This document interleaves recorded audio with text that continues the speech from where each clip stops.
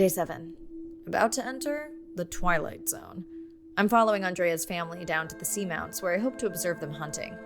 Irina has been testing our samples and is worried about a harmful algal bloom being somewhere nearby, so I am to keep an eye out for that. Check. I'm also keeping an eye out for more turtles. I know they're out there, ready to dive.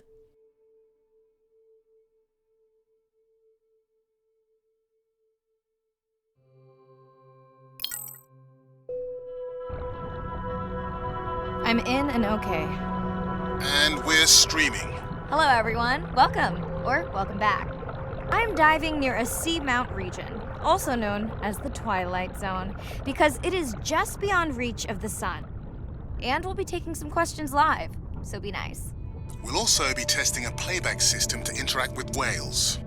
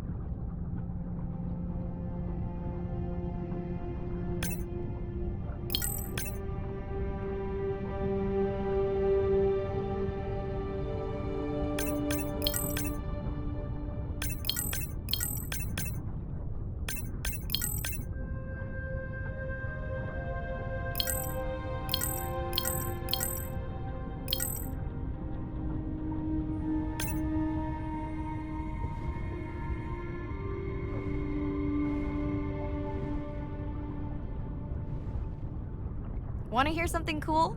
So do I. I'm hoping that buoy can send a little message to our humpback friends. That's right. Andre is going to serenade some humpbacks. Well, not me, but using a song I generated from other recordings.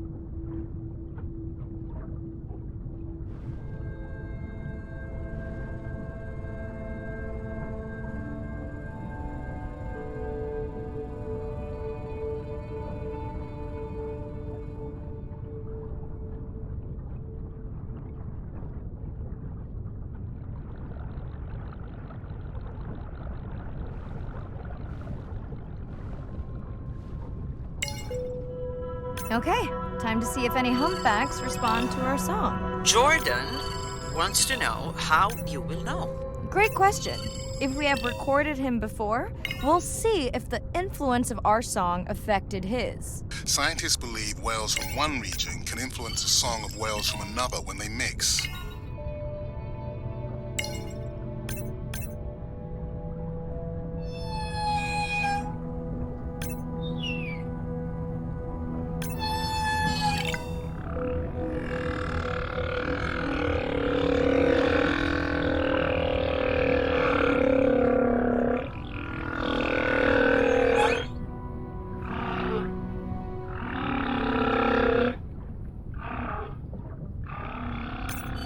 Hey Andre, we've recorded a song from this one before, right? We have. How quickly can you compare his two songs? Well, I need to wait for his song to complete at least one full cycle. And how long is that? 20 minutes, maybe more.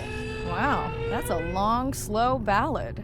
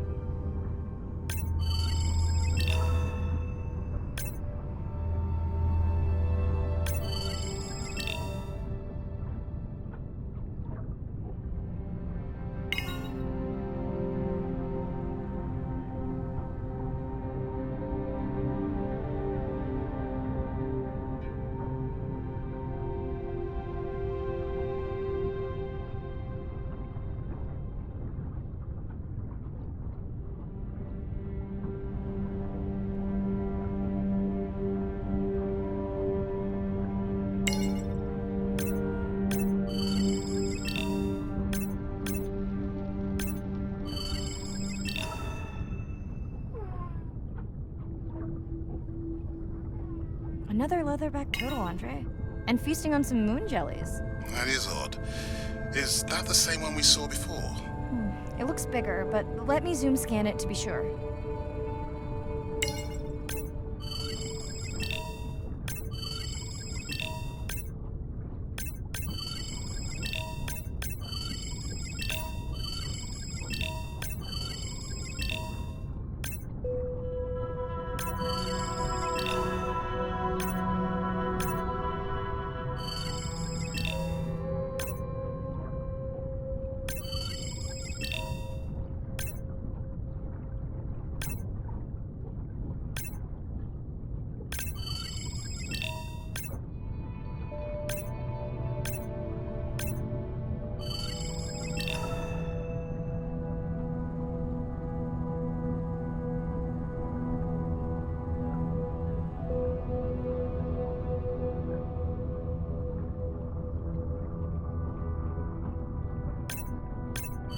We can run the sample in the lab, but I am sure this is a different one. Do they typically travel together?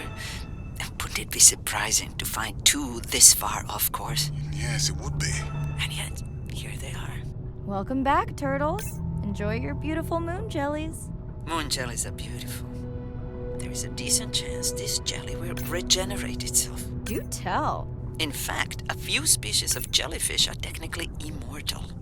They can revert from being full grown to their younger state and essentially start their life cycle over. Thank you, Arena, who will make us all immortal one day.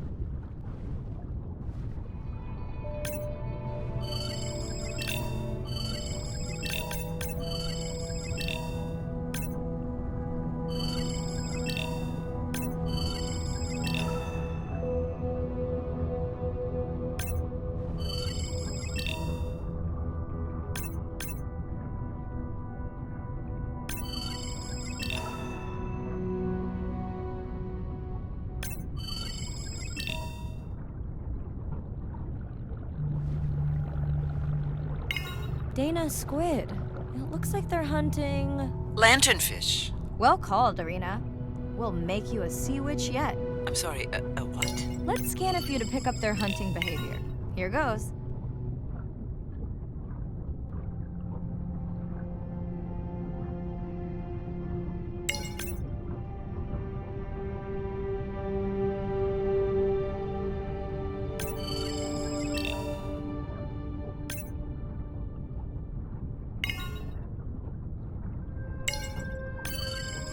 Scott from Denver wants to know if they eat each other. Some do. I think this one was upset he missed out on his prey.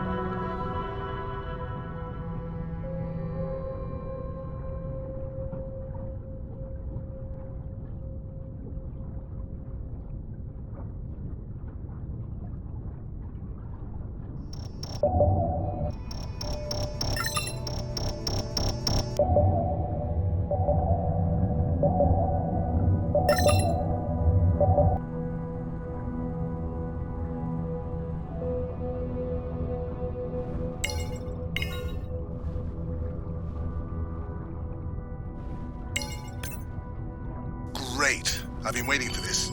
I've just activated your UV light. First of all, don't mess with my suit when I'm diving. Secondly, you spoiled my surprise.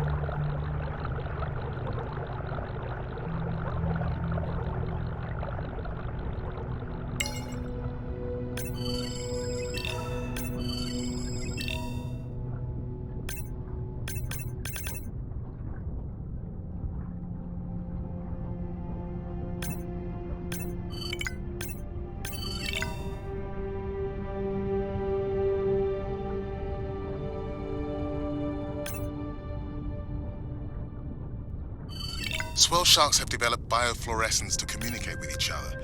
Their eyes have special adaptations for the UV light. Now you can see what a swell shark sees. That's what I'm talking about.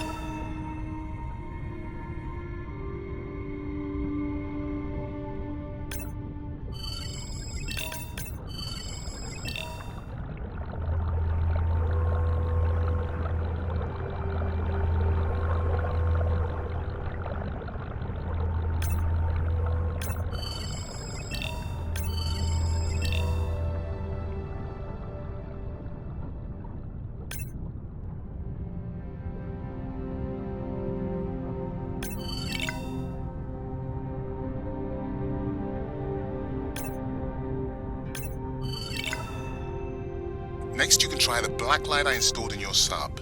You did not. You did install it in your dorm room back in the day. Your wife showed me pictures. Well, uni was a good time.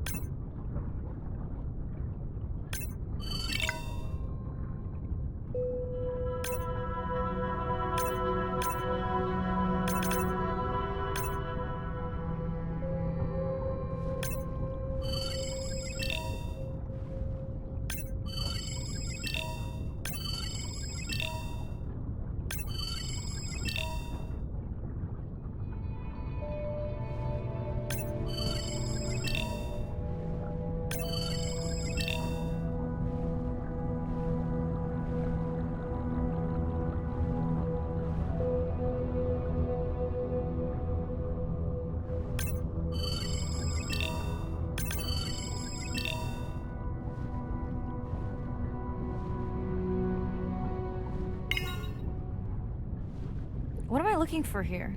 Oh, one of our sperm whale tags must have fallen off. Andre, you really need better glue for these. I don't use glue.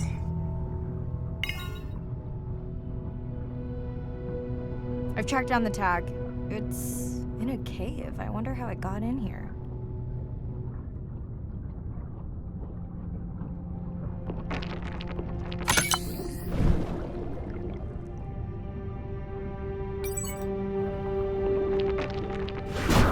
Oh, what the? Right. An octopus. Are you okay? Other than getting inked in front of a live global audience? You know, you might want to get that off you. It will probably attract predators. Oh, wonderful.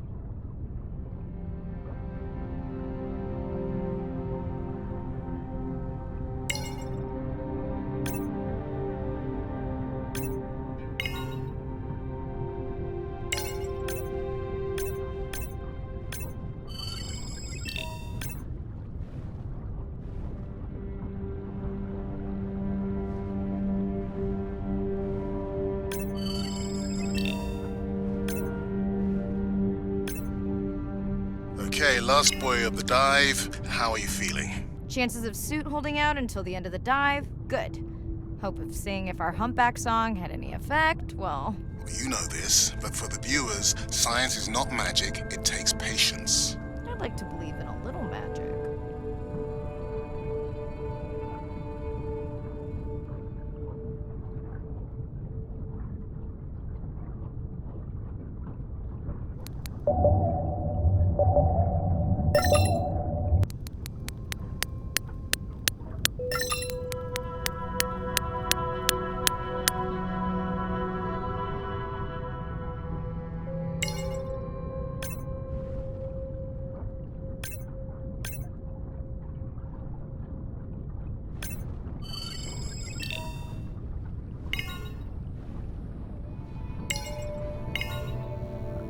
Sperm whale, I think it's... Yes, it's hunting! First time we'll be able to document it with Andre's technology.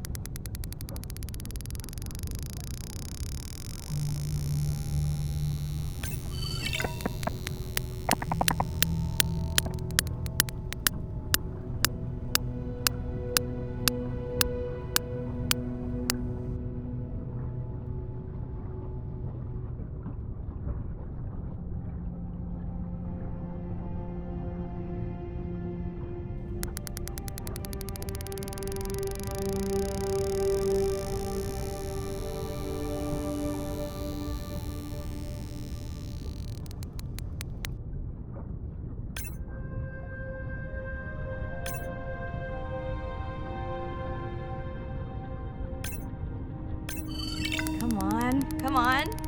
And then the buzz. I got it. Raj from Mumbai wants to know, what's the buzz? I think he was making a joke. Got it. But what is the buzz? How is it used? We're not entirely sure, but definitely associated with being close to prey. This is just the warm-up. The real fun will come in the deep.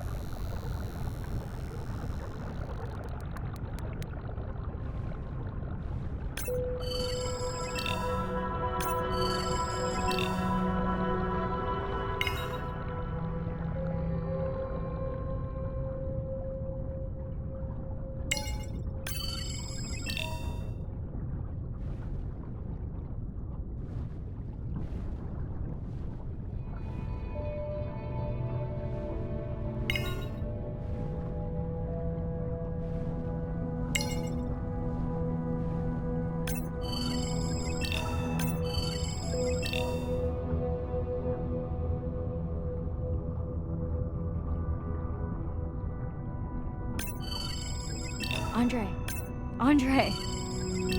Well, there's no way these little ones are thousands of miles off course. Right, Andre? Give him a minute. Right. Let's scan a few of these to get their gender.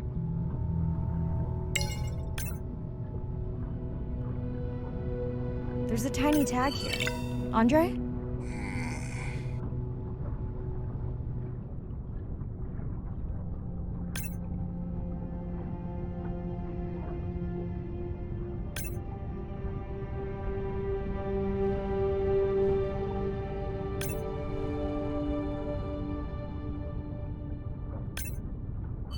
Chen from Shanghai wants to know why you care about their gender. Well, their sex is determined by the temperature of their nests. Warming beaches wiped out the turtles in this region. Believe in a little magic now, Andre? I may just start, but let me check on that tag first.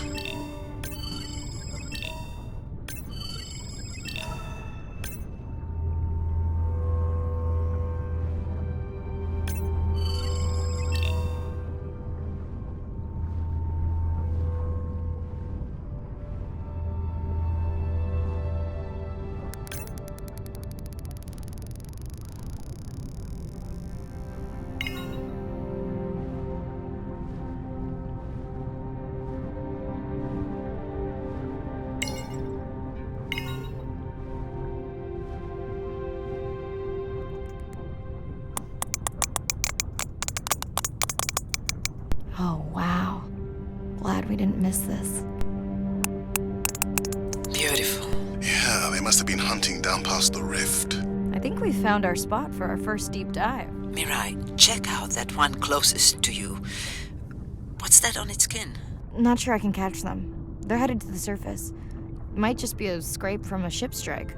Yeah, let's hope that's all it is. Let's end it here.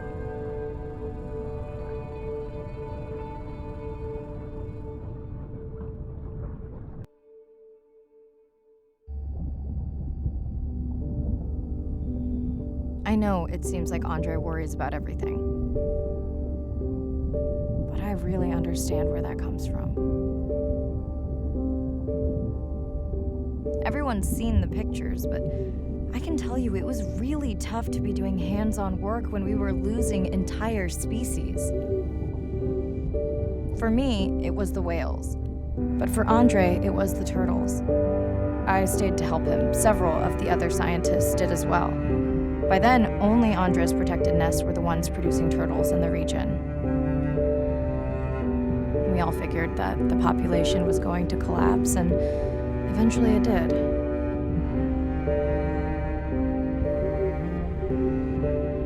But seeing this large man spend day after day carrying tiny turtles from the nest to the water, it inspired us to stay.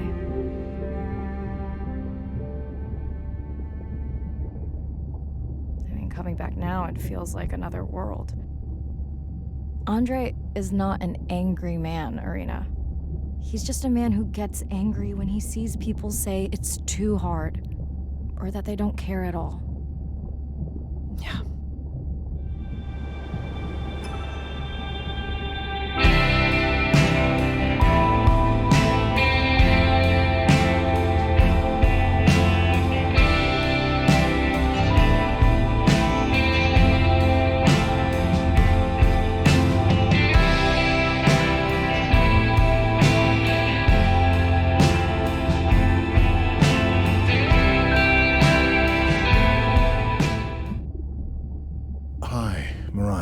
Sorry to miss the post-dive brief. I've been listening to our humpback recordings for hours and got myself in a kind of funk. Actually, I started listening to the humpbacks and then switched to Miles Davis. Anyway, I don't see any clear sign that our playback influenced any of the other whales yet, but I just know we're on the right track. I'm sorry to be in such a mood. Don't know what to make of those turtles or what's going on with our sperm whale family. Right. Catch you in a bit.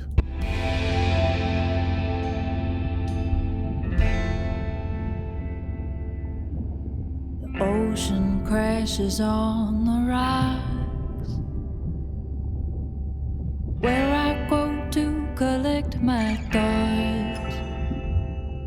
of this new life. I think I see a new light. Coral garden lives below. The pink expanse above me grows into a new light.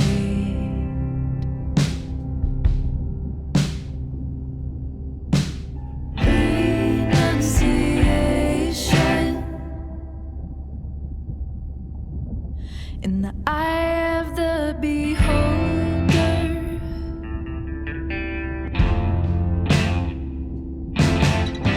renunciation,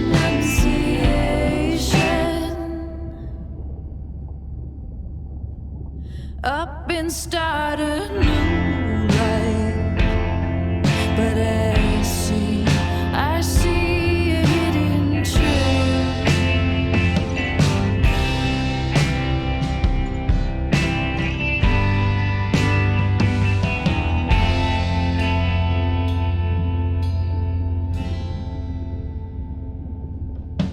The dolphins rise to my surprise, while in the trappings of my mind, and I'm reconciled for a little while. For in the palm of nature's glow, I'm reminded I really don't know. And I'm reconciled for a little while. Renunciation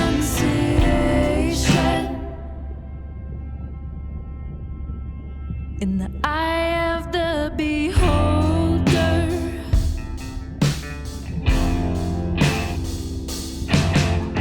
Renunciation,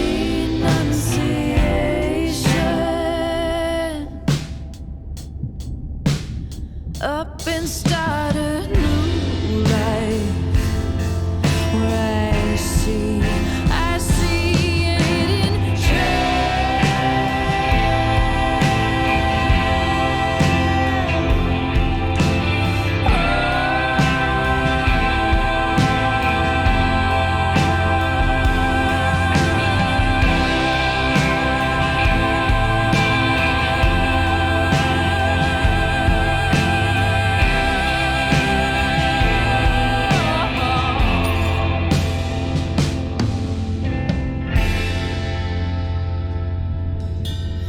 ocean crashes on the rocks, where I go to collect my thoughts.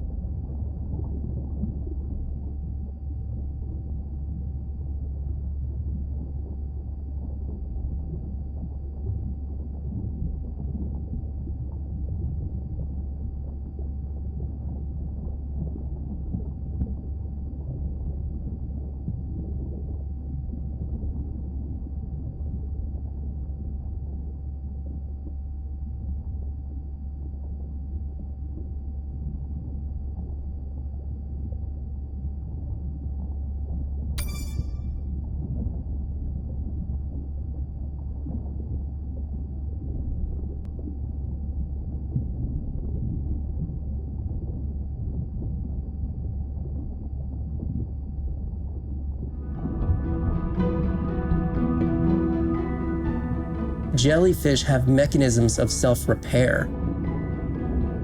They're constantly getting bitten by turtles and chunks getting taken away. 50% of the jellyfish population are wounded.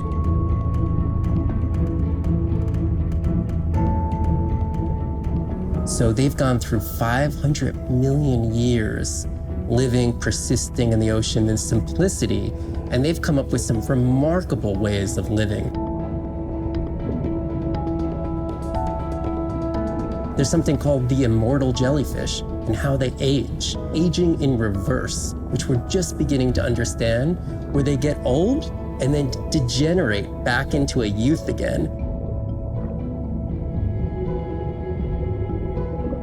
In understanding the gene pathways and how this happens, this could look at, humans. We don't have this capacity to age in reverse. It's like Benjamin Button, and it's here.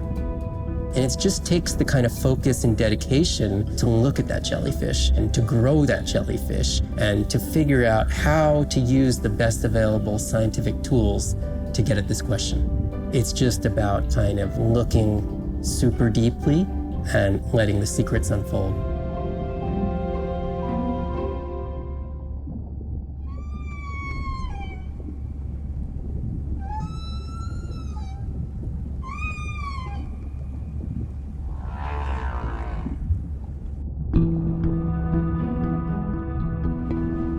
The energy from our star flies through the universe, through our atmosphere, and hits us at the ground. But now, when we go underwater, the ocean properties of water are like pure blue filter. So it's gonna filter out all these other wavelengths except blue. As you go down further, it's primarily blue, blue, blue till 700 meters. And at that level, there's still faint photons of sunlight in the blue range. And we call this the twilight zone. And there, animals are still perceiving a tiny little bit of our sun's energy. Below this, it's gone 24/7 darkness. And it turns out that there's a ton of color vision down in the deep. So it's like they're making enough light down there to be able to be satisfying all the eyes of the deep sea creatures. So it's not this totally dark world down there. It's still light. It's just the animals are making the light rather than the sun. We've designed all this technology to kind of satisfy our visual hardware. As I started looking at other animals, they have totally different hardware. And I've been looking at everything through these silly little primate eyes. We have to overcome our humanness to jump behind the world of a shark or another creature and see the world from their perspective. We found a biofluorescent shark, and it only sees right at the blue-green interface. So it's really just tuned to a very similar spectrum to the environment it lives in. This fluorescence was creating greater contrast for the shark. It's like this endless well of information. We're at the very tip of the iceberg.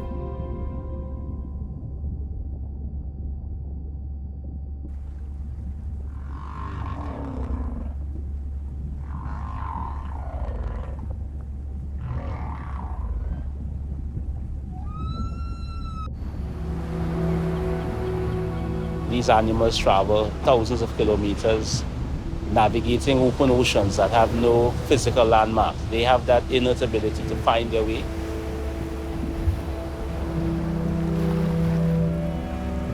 They're only sharing our beach for a short point in time, but they need protection because man has brought an ancient species to near extinction. I got involved at a time when hostilities were very real. People came with guns and machetes to poach a turtle. We would protect these animals at all costs. Because on the high tides, when the tide comes up, this area here will be flooded, right? So when the sea turtle lays her egg, the nest requires a constant temperature. And if we recognize that this nest is in a real bad spot, we choose a spot further inland on the beach that's stable, and then we would evaluate if the eggs were able to hatch because of us moving them. And in both cases, we're always right. So as the villagers began to benefit from the tourism that turtle conservation was creating, they saw that the turtle was worth more to them alive than dead. The children really love sea turtles. We educate them, but we involve them. And by so doing, we get them to a level of interest where they want to become actively involved. When we first started this conservation work, we would encounter at the height of the nesting season 30, 40 turtles. Now we encounter over 500. That's significant.